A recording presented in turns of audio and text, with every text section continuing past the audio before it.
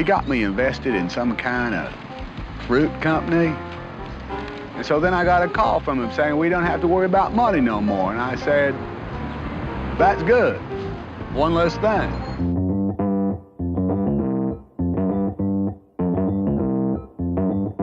Live from Joe's mom's basement, it's the Stacking Benjamin Show.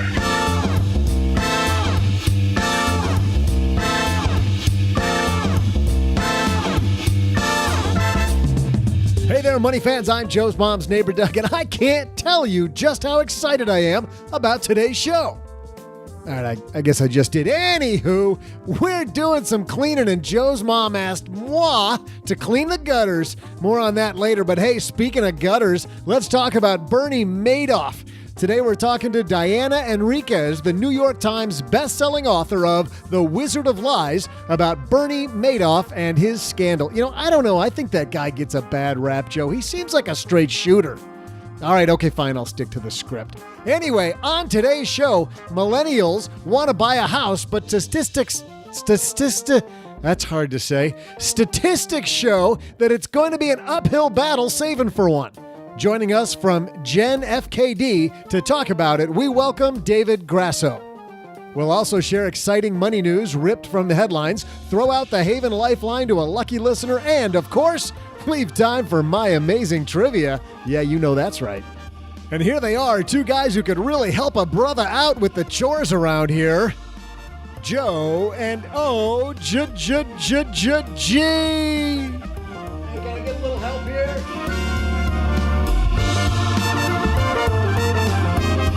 Whoa, chores. Yikes. Chores? Ooh, look at the time. We got a podcast to record. Sorry, I'd like to help. This chores goes in the same category as diaper duty, which is retired from. Oh, really? Did you retire on top? Hey, I'd like to thank all the little people. I'm not doing this anymore, Mrs. OG. Yeah, you know that story. Yeah Everybody knows that story. Yeah, that's horrible. Hey, everybody, I am Joe Salsi. Hi, Average Joe Money on Twitter. And what a great show today, because we have a special guest across the microphone. It's this guy we call the other guy, or OG. Not exactly a special guest. I mean, I am special, but you are. We call you special here on the show. Diana Henriques coming down to the basement. That's actually our special guest. How about that? New York Times. That's a better guest. Yes. New York Times writer, and also the creator of this great book about Bernie Madoff that was turned into an HBO movie starring this little guy, Robert De Niro. You familiar with him? Yes, heard of him. Michelle Pfeiffer. Is that how you pronounce that? Pfeiffer? Yes. Mm-hmm. Yeah, good stuff. We've got her today. We've got a bunch of stuff. But you know what else we got? We have a fantastic sponsor because, of course, when you're looking for a better way to invest, you're going to go to M1 Finance because they've completely rethought, OG, how online brokerages should work to make investing enjoyable, convenient, and low cost. That's like the trifecta. Bam, bam, bam. The way it works is this. You build an investment portfolio by specifying what percentage of your money you want to go into certain investments. After a couple minutes it takes to set up everything, you just deposit your money. It's that simple. As easy as a savings account. M1 automates all the buying and selling to put your money into your portfolio with the correct allocation, and even uses fractional shares so that every penny gets put to work, and it intelligently adapts how it directs the money based on market movements. With M1, it's super simple to have your money always invested exactly the way you want. No brainer to check out for anyone interested in investing, because your first $1,000 in the platform is free, and they charge 0.25% for all balances up to $100,000, or only 0.15% if you're over $100,000. Do yourself a favor. Check it out on the web at stackingbenjamins.com/M1finance.com, or download their slick mobile app on iOS or Android. M1 Finance. Be invested. We're getting invested in a little here. Stacking Benjamins podcast. Diana Henriques coming down to the basement in a second, talking about Bernie Madoff. But before that, the headlines. Hello, darlings. And now it's time for your favorite part of the show, our Stacking Benjamins headlines. Great piece out last week from Morningstar. What happens to your HSA in retirement? I like this piece, OG. This one's written by Christine Benz. And the reason I like it is because we talk about all the time putting money in your 401k, putting money into an HSA. I like that piece of taking the money out, right? The other end of the stick. You put money in and you take it out. In this piece, what they say is health savings accounts get plenty of attention in the financial media in Washington, given all the hubbub. It may come as a surprise that assets in HSAs aren't all that impressive. Just $37 billion was stashed into the account at the end of 2016, according to HSA consultancy Devener. For a bit of perspective, that's about the size of a single largest mutual fund like the Fidelity Growth Company Fund. I'm surprised. Well, part of that is because HSAs are consumable, right? I mean, you put money in and take it out, put money in, take it out. Like it's there to help meet your annual out-of-pocket deductible. Well, it says, skipping down a little bit, though, with that growth comes an increasing recognition that HSAs can be valuable components of individual savings toolkits, especially for those who can afford to pay their actual healthcare expenses out of pocket while leaving their health savings account assets in place to grow. I mean, this is a big thing. In fact, they're saying in this piece, and I wanted to see if you agree, leave your HSA alone as long as possible because of the fact that it can grow tax-free and becomes less of a tax skid during your retirement years. Well, that's like saying, should I save more money if I have extra money, or should I throw it out the window? Yeah, but while I'm driving down the highway. There's no requirement of distribution. Right. And it grows tax-free. So if I'm looking at putting money in... And there's no health requirement to use it once you're past 65. Right. So if I'm using this money after retirement age, I'm thinking about using money out of my traditional first, maybe up to a tax bracket line, then take money out of the Roth next. And HSA is money on top. They'll fix that, right? Don't you think, eventually? It's a huge loophole right now, though. It's a huge loophole. It's fantastic. No, I agree. I mean, sure. Obviously, if you can save more money into your accounts, whether that's HSA or otherwise, and if you can pay the money out of pocket, why wouldn't you? If I have a choice, putting more money into my Roth versus putting more money into my HSA, but I can't do both, which one do you like first? Good question. I like the Roth first because it's tax-free coming out too. Or what the beneficiary rules are on HSAs. I haven't thought about that yet. This is all new stuff, right? We get to think about because Roths are tax-free when you take the money out, right? Gross tax-free, take the money out tax-free. But if you leave it to somebody, they have to start taking money out right away. Now, they don't pay taxes on it, but they still have to start taking money out of it, a certain amount. I wonder what HSA rules are in terms of distributions to heirs. But nevertheless, it's tax-free money trumps everything. If an investor is earmarking HSA assets for retirement, those assets can be managed in line with other retirement assets. The longer the time horizon until spending, the more aggressively positioned those assets should be. But as retirement draws near, it makes sense to think about a liquidation strategy for the accounts based on anticipated healthcare spending needs.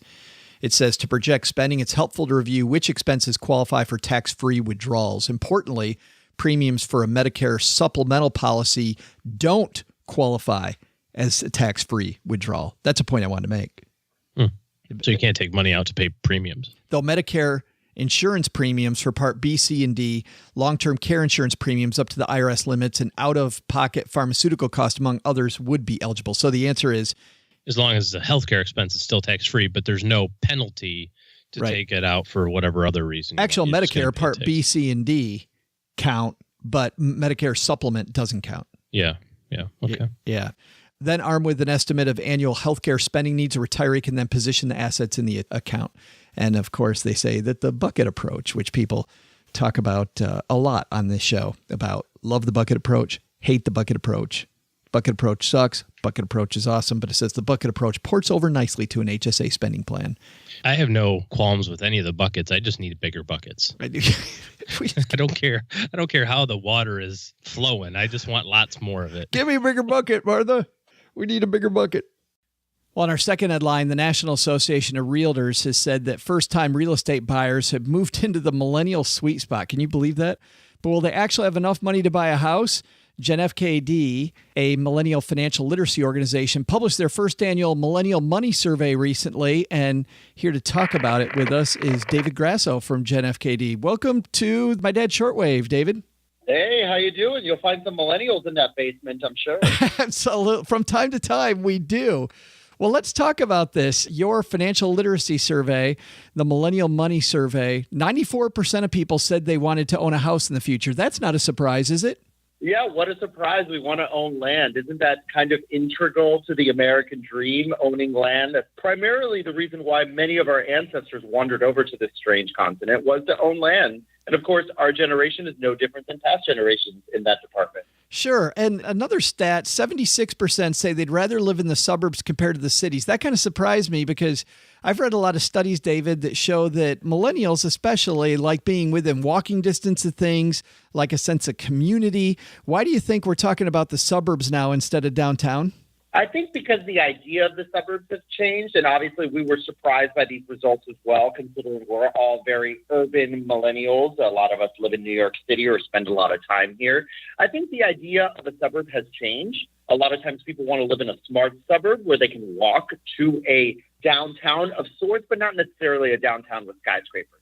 So I don't think that your mom and dad's suburb is really the suburb of the future, and that's why we feel that statistic was captured in that way. Gotcha. So let's talk about this. In your study, you think millennials are ready to own the property of the land that they so much desire? I think they are, and I think they're willing to move to areas that are more affordable as well, and that's also why you see more people willing to move to the suburbs, or that they'd rather live in the suburbs. Part of that is, a lot of us are acutely aware that we can't afford to live in cities, New York City and San Francisco being prime examples of that phenomenon, but even other cities like Miami or Los Angeles, these are places where millennials we have a sneaking suspicion that we can't afford to live there and we'll eventually have to end up elsewhere. Gotcha. So that's the reason for the suburbs. Some of the findings that you guys had shows that millennials really have an uphill battle. Let's go over some of these. 1 in 5 are unemployed or unable to find a full-time job. They anticipate having an average of nine jobs over the course of their career. 45% work in a position requiring a degree, but 40% said their college degree didn't help them find work. It seems like an uphill battle for millennials, David.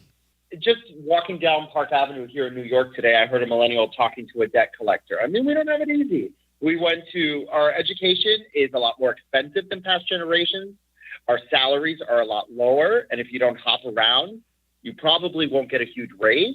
And we have higher levels of debt, and housing is a lot more expensive. So it's a triple whammy there, and it gets you in every direction. There's a lot of research that shows that our generation doesn't have it as easy as our parents did. Yeah, absolutely. I mean, I look at these findings and it's pretty ugly. Well, you guys are a financial literacy organization, so I love that you made all these statistics public. But what do millennials do with this, David? What do you think? Somebody hears the statistics that it's going to be an uphill battle. What's their next step? Our message for people is always to be prepared for the new economy. There's a way to avoid a lot of economic strife, and that is studying or acquiring the skills that are needed in the 21st century economy. And that's really the gospel that we try to spread. There are many, many dying industries, and unfortunately journalism is one of them for me. But for the rest of us, you can study technology, coding, etc. These are skills that are in high demand, and employers are desperate for them. So if you study the right thing, when you graduate, people will be knocking down your door to offer you a job. And that's what the message we're trying to say, especially to young people. And even if you went to school and got the wrong type of degree, it's never too late for retraining. I think that's a great place to leave it. Let's talk about you guys for a second, because I love your mission. Tell everybody a little bit about what you're doing there at Gen FKD. So Gen FKD is dedicated to helping millennials prepare for the new digitally led economy. And what we try to do is give people a sense of financial literacy is important, but beyond that, positioning yourself to succeed in the new economy is critical, because either you adapt or you get left behind. Awesome. David Grasso, thanks for hanging out with us for a few minutes. Likewise, your basement is very nice. Thank you. Thanks to David Grasso for coming down to the basement. It's hard saving for that first house, man. Yes, I remember when Mrs. OG and I, we had one of those thermometer things. We drew a thermometer on a big white piece of paper and colored it in as we were trying to save money. You did not. And, yes, we did. Yeah, I'll bring her in here and ask her. We sure did. Oh, wow. Yeah. Yeah. Good stuff. So I think the lesson there is save early and often for your new home, and it's still going to be tough. But number 2, and a big important lesson, don't just think about whether it's your HSA, your 401k, your IRA, how you're putting money in. Start thinking early about what your strategy is, especially if you're one of these financial independence, retire early people. Think early and often about how you're going to actually take the money out.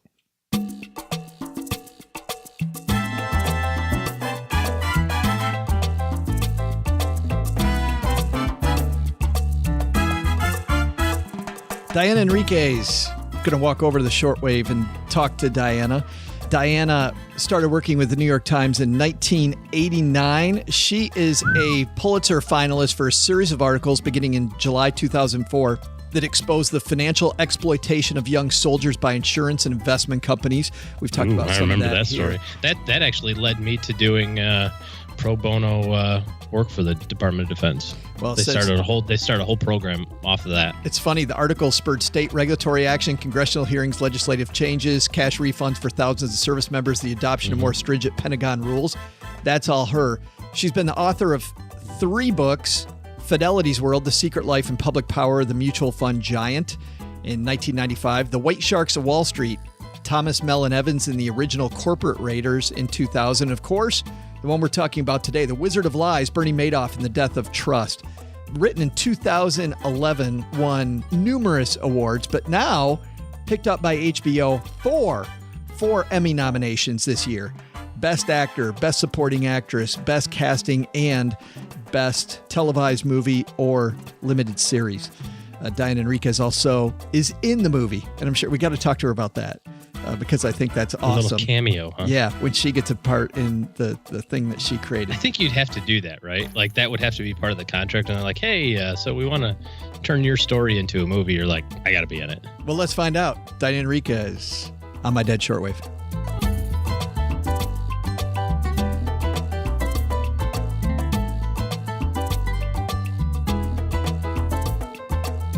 And joining us on My Dad Shortwave, Diana Henriques. Welcome. Glad you could join us. I'm happy to be there. Well, we have to start with the elephant in the room, Diana. The four Emmy nominations: Outstanding Television Movie, Outstanding Lead Actor in a Limited Series or Movie, Robert De Niro, of course, Outstanding Supporting Actress in a Limited Series or Movie, Michelle Pfeiffer playing Ruth Madoff, Outstanding Casting for a Limited Movie or Series. Where were you when you first heard about the Emmys? Oh my gosh, we knew they were going to be coming out, and so I was glued to my computer screen, watching the live stream and waiting for the PDF to be downloaded. And then, of course, a flurry of emails out in all directions. Ellen Chenoweth, who did the casting for The Wizard of Lies, and I have already made celebratory cocktail appointments, and a lovely note from Bob and a lovely note from the people at HBO. So back and forth. So it's just been very exciting. And, I don't feel like any of this is recognition for me. I'm just in awe of the talent that brought this movie out. I mean, I'm a little bit of a bystander in the Emmys process. I mean, there isn't an Emmy for best retired journalist playing herself in an adaptation of her book. I was going to ask you that. Where was that Emmy for your role in that? I'd be a shoo-in for that. I would be a shoo-in for that. Absolutely. When did you first become interested in the Bernie Madoff story? Well, I had actually known Bernie for decades before his arrest as a markets reporter for the New York Times. He had played a role in a couple of kind of inside baseball, Wall Street plumbing kind of stories that I had done back in the 90s. And I'd gotten to know him and his brother and his firm in covering those events. Even earlier than that, though, when I was a staff writer for Barron's magazine, Bernie had pioneered after-hours trading. I mean, back in the day, I know it's hard to imagine in this day and age when we expect to be able to look up our stock portfolio on our cell phone at all hours of the morning. But there was a time when, stock trading stopped at 4:30 in the afternoon. I mean, or even earlier in the earlier days. And if you wanted to know how some big news event was affecting specific stocks or specific markets, there was no way to find out. There was just no way to guess.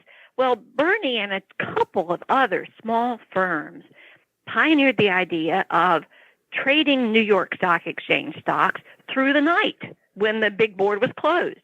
And so they were trading in other time zones, obviously.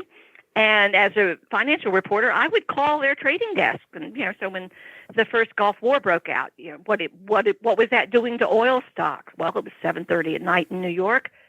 Who are you going to call? You're going to call Madoff. So I knew him in his Dr. Jekyll persona. Obviously, I had no clue that there was a Mr. Hyde running a Ponzi scheme in the background, but I knew him from that background. And so the day that I saw that he'd been arrested, alert from one of the news wires came in to my email inbox, and I saw that he had been arrested. I immediately twigged that it was going to be a big story, because while he wasn't a big retail investor name, I mean, nobody outside of, the trading desks of Wall Street would have ever heard of him. He was a big deal with the trading desks of Wall Street, with the regulatory community. And I was, because of these older stories, decades earlier, I was old enough to remember who he was.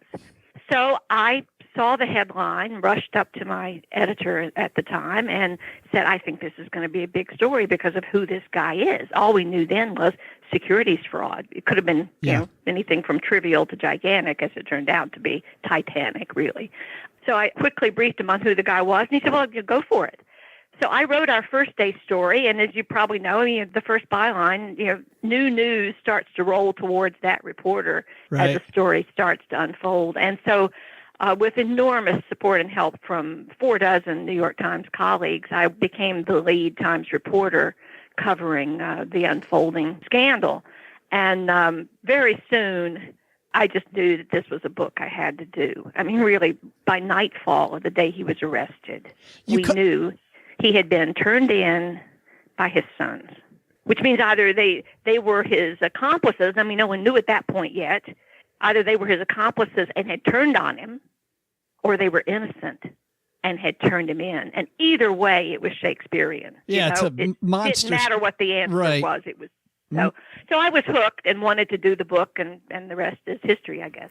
Well, you called it a Ponzi scheme, and everybody listening, I'm sure, has heard that term before. But do you know where does that name come from, Diana? Do you know? Yes, actually, Carlo Ponzi, who was a criminally entrepreneurial Italian immigrant in Boston in 1920, undertook a highly publicized fraud that basically involved robbing Peter to pay Paul. His cover story was that he was using international postal certificates. Don't ask. You don't need to know that. But he was using this form of international postage and allegedly was able to buy them in one market, sell them in another at a great profit. And so he was collecting investors like crazy, and the whole thing blew up. But what you need to notice there is he didn't invent this kind of fraud. It had been around for more than a century, and it was called a Peter to Paul scheme before he so flamboyantly put his stamp on it and made it his signature crime, and it was called a Ponzi scheme ever since. I kind of wondered whether in the aftermath of Madoff it would come to be called a Madoff scheme, because he importantly changed the traditional definition of a Ponzi scheme, the traditional red flags of a Ponzi scheme. At the end of the trailer, even just listening to you talk about this, Diana, Madoff talks about perpetrating this myth for 16 years, right at the end of the trailer. And he talks about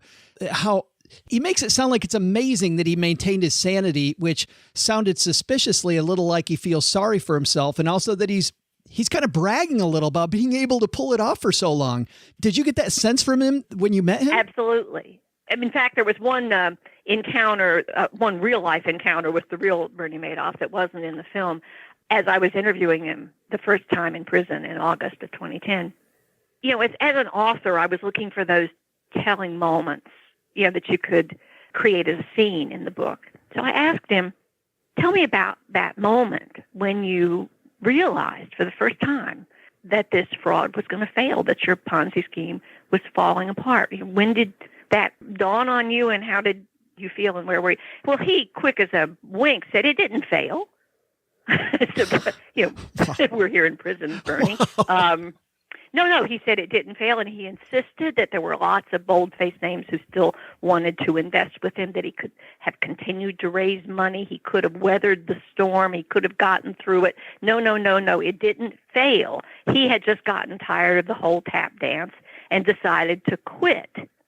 It so intrigued me. I started to pull that string in conversations with him and in interviews with other people who knew him. And the fact is that Bernie cannot admit being a failure at anything. And so the fact that he was the architect of the biggest Ponzi scheme in history, I'm sure he sees as, yet another success story. Wow. And he had to sign off on you talking to him when he's in prison, right? He had to agree to see me, yes, but then so did the prison authorities have to agree to let him see me. So there was a couple of months of negotiations. I got to imagine there were tons. I mean, just everybody wanted to talk to him after that. How did he decide to talk to you? Well, he alone knows that. Looking at it from my side of the table, I knew his attorney very well. His attorney had represented a number of other white-collar criminals that I'd found myself writing about, or in a few cases exposing. And we had, had a respectful professional relationship over the years. And also I wondered in hindsight whether the fact that almost alone of all the people covering the Madoff scandal, which was, as you know, Joe, worldwide. I mean, it was amazing. The day he was sentenced, I left the courthouse and heard like 6 different languages of people chattering their stories into their cell phones. So it was a global story, but almost alone of everybody covering it. I knew that Bernie Madoff, he was proud of being. I didn't just know the crook. Right. I had known the Bernie Madoff Wall Street statesman. And he knew that I'd covered him back in those days. And I've wondered if that didn't tip the scale a little bit in my favor, that I was prepared in telling his story to include that part of his life of which he was, I think, justifiably proud.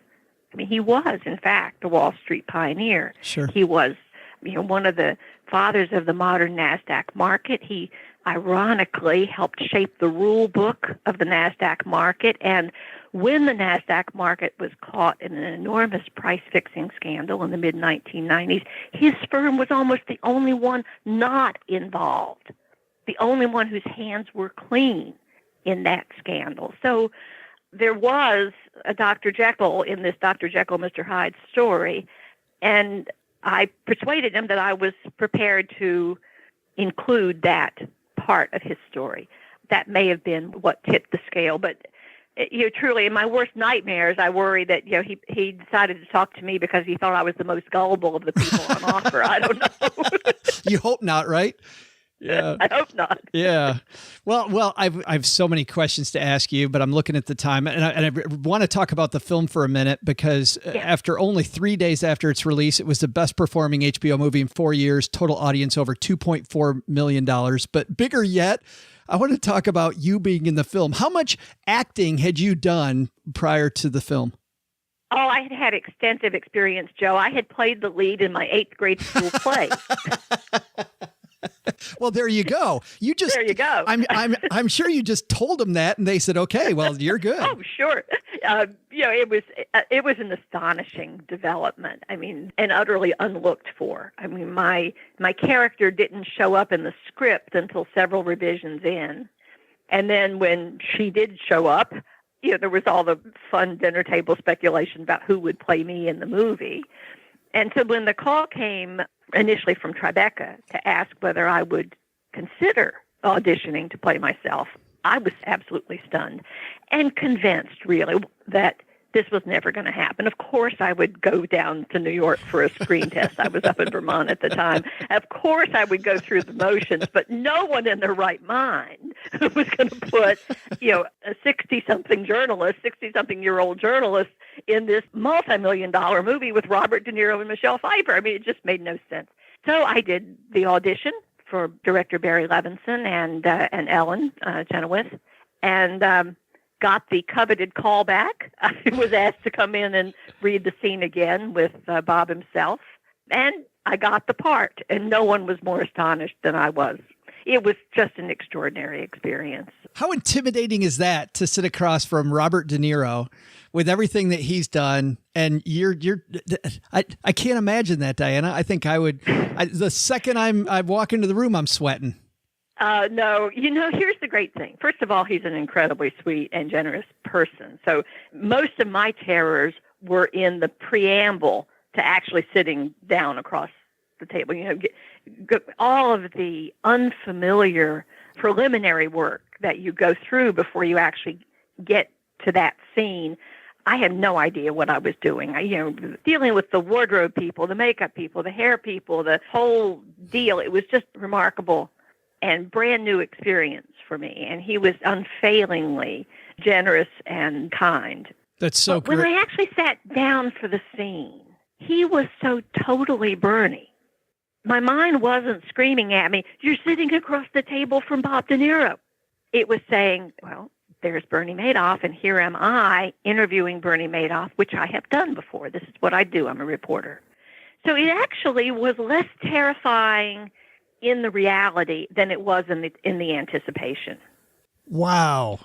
I mean, of course, Robert De Niro is a phenomenal actor, but just that he brought you back there in a few minutes, and I'm sure that made you a ton more comfortable. The movie is The Wizard of Lies. It's available on digital download now and will be available on Blu-ray and DVD October 3rd. Also, of course, the book, The Wizard of Lies, which goes deeply into everything about the Madoff scandal, the Madoff family, about what exactly happened. That's available at bookstores everywhere. I just have one more question for you, Diana, before we let you go, which is, you're so enveloped in this. What are the big lessons that the average investor takes away from this? Because it seems like it would have been so difficult to know that he was scamming you. I hope that what people will see, both in the book and in the movie, is how wrong we are about what we think we know about Ponzi schemes and Ponzi schemers. We think we're going to see them coming. We think we're going to recognize their outlandish promises and their bigger-than-life personalities. The fact is, the most successful, the most masterful of these con men are like Bernie Madoff. They are admirable, trustworthy, and incredibly normal. And that's what people need to take away from this. They need to have some rules for how they invest that do not rely on simply trusting this admired and apparently trustworthy figure. So I think Bob De Niro's portrayal, and what I tried to do in the book itself, is to offer up that lesson. People were not crazy to trust Bernie Madoff. You'd have been crazy if you didn't trust Bernie Madoff. And that's the lesson you need to take away, that your gut is going to betray you when one of these trusted criminals decides to rip you off. So that's the basic bottom line of a Ponzi scheme.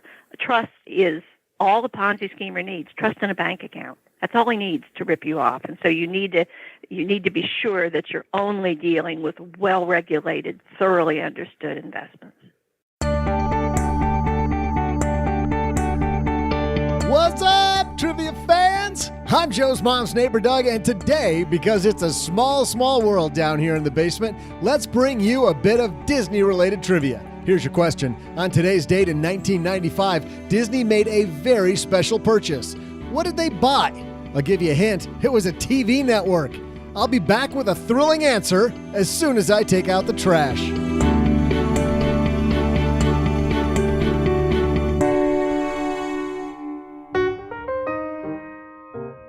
You know, down here in the basement, we only like to partner with companies we're proud to put our name behind. So we're excited to announce our newest sponsor to the Stacky Benjamin Show, M1 Finance. Recently sat down with Brian Barnes, CEO and founder, and asked him what makes M1 Finance unique. M1 is one of the only automated investing platforms that allows you to customize the portfolio that you invest in. It creates a lot more engagement and fun in investing while still being easy and low cost. Anybody who's tried online investing tools or used to compromises, do you pick a traditional self-directed brokerage that hits you with commissions at every trade, or an automated machine makes you hand over the reins? Don't compromise. Scratch out commissions at every turn, take back control of your own portfolio, and take advantage of the uniqueness that's M1 Finance. It takes minutes to sign up. Start by heading over to stackybenjamins.com/M1 Finance. M1 Finance, be invested. Disclaimer, by the way, both Cheryl, my spouse, and I use M1 Finance. It works for us, but you need to do your own homework.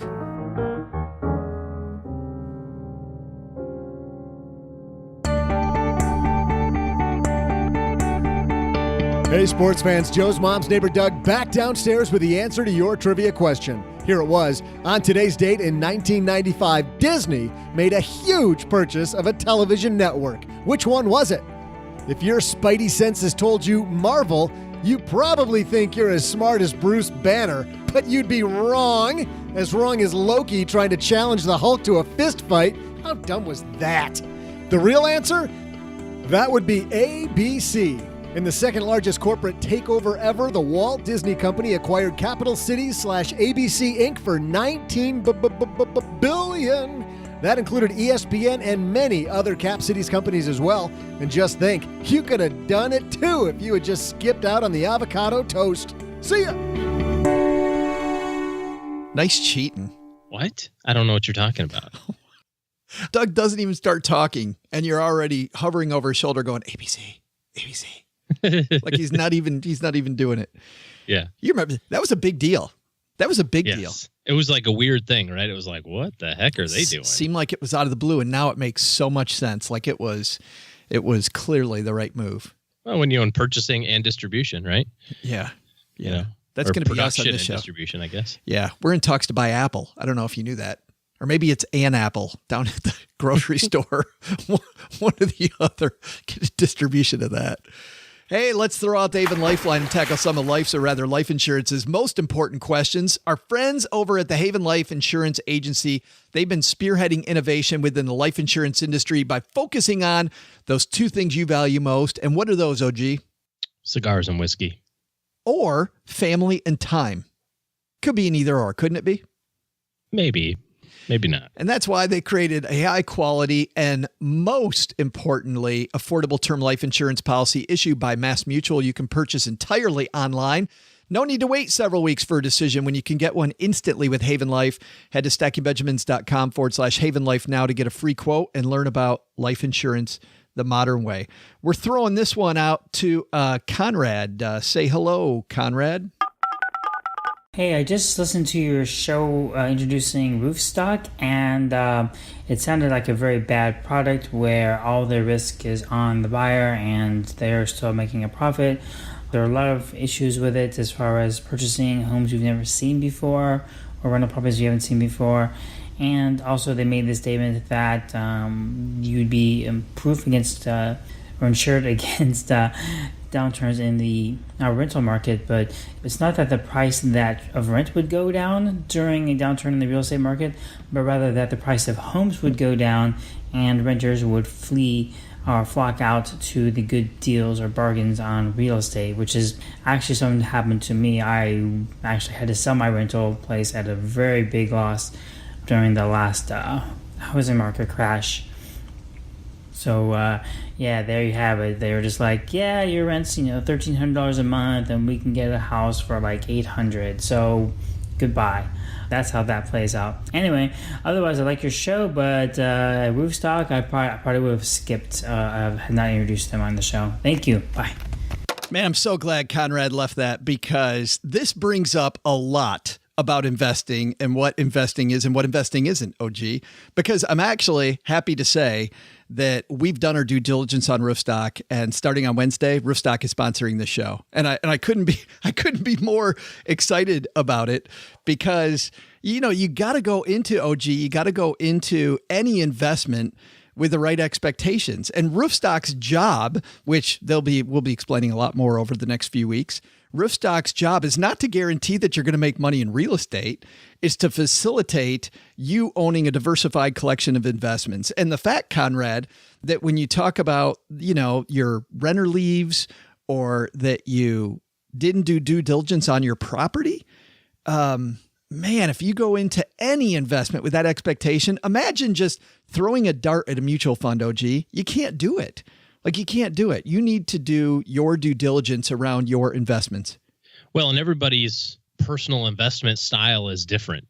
We talked about this last week on our 500th episode. We talked about what did we learn? What was a common theme? And one of the things that is obvious to me is that there's no right way to become financially independent, right? Some people do it through individual stocks. Some people do it through closely held family businesses. Some people do it through, liquidity events. Some people just do it through dollar cost averaging $500 a month in their Roth, and everybody's different. And your point is you've got to have, you've got to do your own background and research and due diligence, to say it the 7,000th time, I think, in the last minute and a half. The reason I went to Roofstock to sponsor the show, and I did go to them to sponsor the show, was because of the fact that they make the process more simple. It's not that they're guaranteeing that you're going to make I just, and Conrad, I'm not laughing at you. What I'm doing is kind of bemoaning a situation where an investor thinks that if you involve a third party in facilitating it to make it easier, that somehow guarantees that you're going to be successful investing in anything, right? There are no guarantees. Death and taxes. Well, good point. Good point. That's what Benjamin, what's the guy that said that? The Benjamin guy? Benjamin Disraeli. Franklin. Oh, Franklin. Oh, swing and a miss. Oh, that I've never heard of that Benjamin. So I'm very happy that Roofstock's coming on board. Can't wait to share more about. We'll learn more about him as we go. Yeah, right? absolutely. Can't wait to share more because I'm super excited about that company and what they do.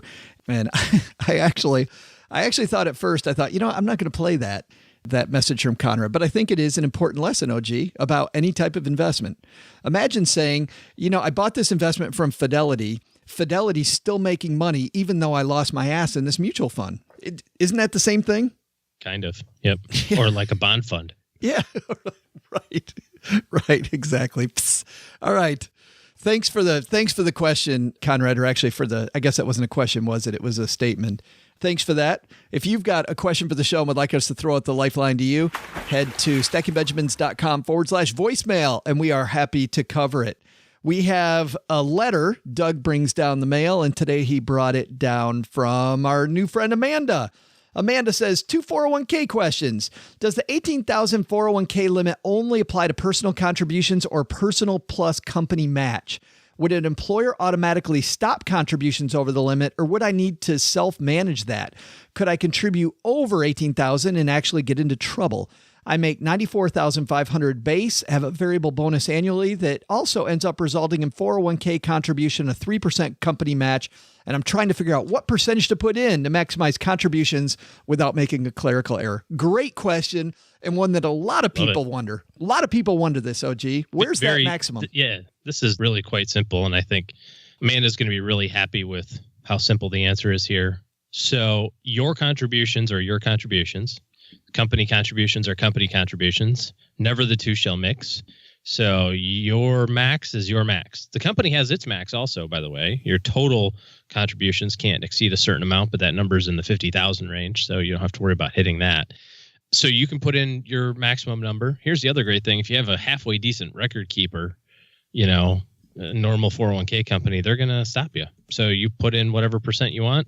You want to put in all $18,000 in the first month of the year, have at it. If you want to spread it out over the course of the year and you're worried about getting $1 or $2 over, they'll stop you from doing it, generally speaking. And if they don't, they send you just a check. They say, hey, you put $150 in too much last year. Here's a check back for the difference. No harm, no foul. Now, you can't leave it in there forever. If it goes past a tax year, then you end up with a little penalty and that sort of thing. But it's good to just double check that you did it right. But usually that double check's just quickly on your W-2. When you get your tax form at the end of the year, it'll say line item D on section 13 or 12, whichever one it is there, will say employee contributions to retirement plans. But I like this quick check with HR. And just do a quick check and say, hey, will you guys stop me at 18,000? And the answer 99% of the time is going to be yes. Yeah. I mean, if it's a really small company, maybe they miss it. Maybe. But it's not even them. It's the record keeper. Yeah. It's whoever the 401k is with, Fidelity or whomever. I can't think of a time I've ever seen one missed. Have you? No. Like Roth IRA, I see that, not all the time, but people, get behind on. Well, Roth IRAs, you can get into trouble if you put them in two different places. Right. If you have one at Vanguard and one at Fidelity, those two don't know that you've contributed at each place, so. Well, and the income restriction, people get a bonus at the end of the year they didn't expect, and now they got to take some money out. Yeah, all that stuff. So that happens.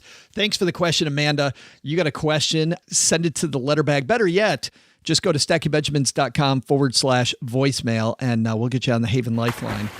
And we'll answer your question ASAP. We're going to do another letters episode to do a much better job of keeping up than we did earlier this spring.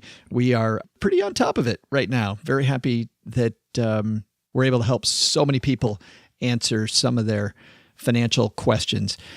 Big thanks to everybody also who's left us a review of this here podcast. It lets people know exactly what they're getting into. And people have been nice lately. We've had a flurry of reviews and just love these. This one is from Natalie. Natalie says, I listen to this show regularly during my daily menial activities and highly recommend it. I found myself cracking up at times in addition to learning some things. Oh, Natalie learned something and didn't keep it to herself. Natalie, you got to stop that. It seems like they should grow up and get their own place rather than working out of Joe's mom's basement, though. Joking, assuming they're joking anyway. Natalie from walletsage.com. We're not joking. Right. Thanks, Natalie, for that kind review. Mom's putting that on the fridge.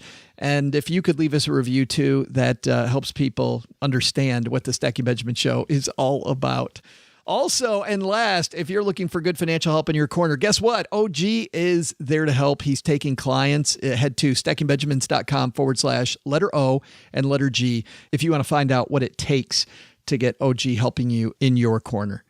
All right. That's going to do it for today. We'll see everybody back here on Wednesday. We got a great show Wednesday. Check this out.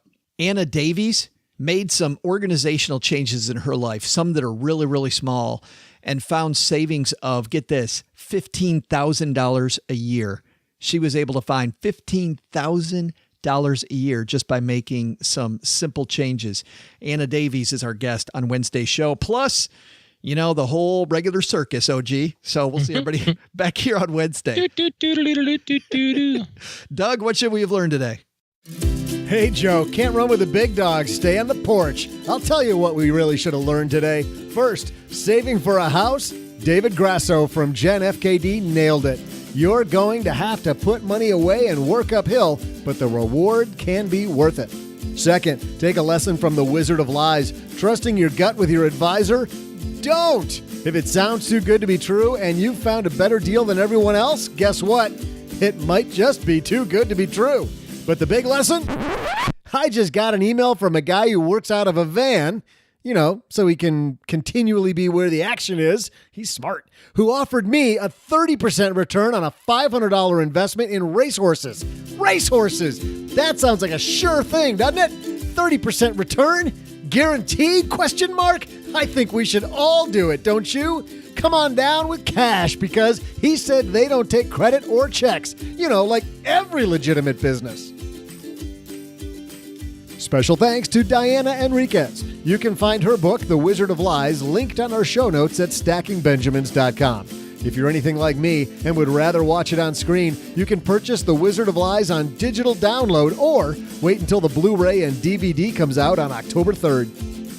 Special thanks to David Grasso from Gen FKD for dropping by. You'll find a link on their study on millennials and homes on our show notes at stackingbenjamins.com. This show was created by Joe Saul-Sehy, produced by Richie Rudder-Reese, and engineered by the amazing Steve Stewart. Kathleen Selmans handles design, newsletter, and classroom opportunities. If you'd like to learn more, head to stackingbenjamins.com/classes. Online, visit us on Twitter at @SBenjaminsCast or on our Facebook page. Shannon Cowan is our community manager and social media guru. I'm Joe's mom's neighbor, Doug, and there's a 73% chance that I played Chuck on Happy Days.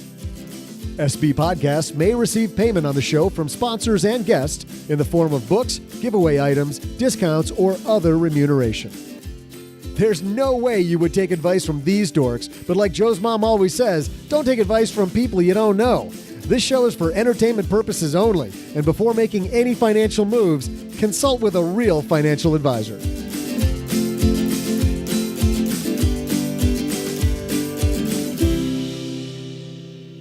When are all of you going to realize I'm the real talent on this show?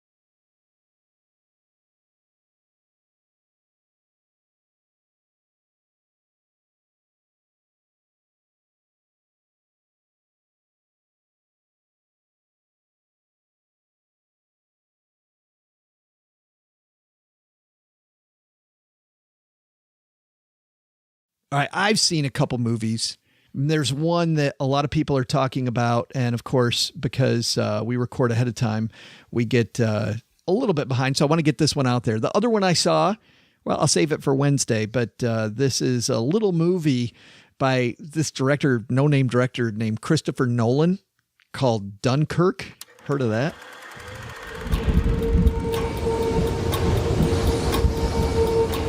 The enemy tanks have stopped. Why? Why waste precious tanks when they can pick us off from the air like fish in a barrel?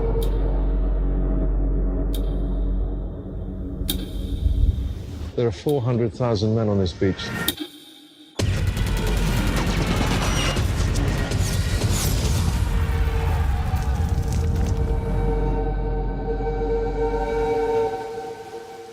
Before the United States entered World War II, the German army pushed the French and British all the way onto the beach at Dunkirk. They were surrounded.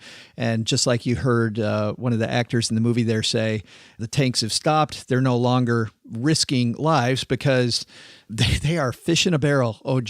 They're standing out in the open on the beach, and they just keep sending in planes and artillery and just hammering the British forces. And in a very, very famous, I guess, it was so many years ago. Did you tell what happened?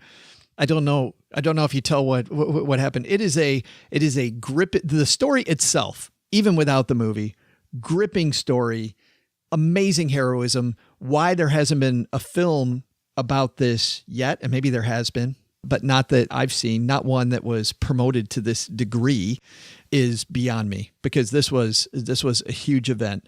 And it is a story well told from about 4 different perspectives. And Christopher Nolan likes to mess with time. So you realize about halfway through the movie that you're not getting the events in order, right? I mean, it seems like every Christopher Nolan movie I've seen, he's messed with the timing of events to kind of tell the story in a way to kind of keep you guessing. And halfway through the movie, you understand that the time has been messed with and that now we're going forward, we're going backward, we're getting different points of view. What's cool is you see the same event sometimes from 3 different characters' points of view, and you suddenly realize how all these things kind of fit in together by the end of the movie. Still a few things that stick out that I don't understand. That's pretty typical for a Christopher Nolan movie, where you go, Interstellar, or what's the other one where everything's bending, the world's bending? Batman. Yeah, Batman. Probably not Batman. But yeah, actually, what's funny, I mean, Christopher Nolan, Batman was amazing. Just gritty, heart-wrenching. I got out of there's not a lot of dialogue. He tells it mainly through the cinematography as opposed to a lot of dialogue. Well, there's dialogue, but the dialogue is not pertaining to the narrative. It's all tactical. It's what's happening at the time, right? Mm-hmm. People talking about this thing that's happening right now, but there's no exposition. You're right. There's no feelings. They're not telling you, the characters aren't telling you what they're feeling. They are doing it with cinematography. It is amazing. It's gut-wrenching. I got done and I was horrified and my stomach hurt. It was 2 hours in the edge of my seat. There were so many scenes where stuff was happening that I didn't want to have happen. You can't come away from this movie without being amazingly moved. I mean, you can't. I was this huge ball of emotion that I didn't want to be at the end of the movie. But you know what? I like that. I like that the movie took me where it was going to go. Not where I wanted to go, but where it was going to go. And I felt it.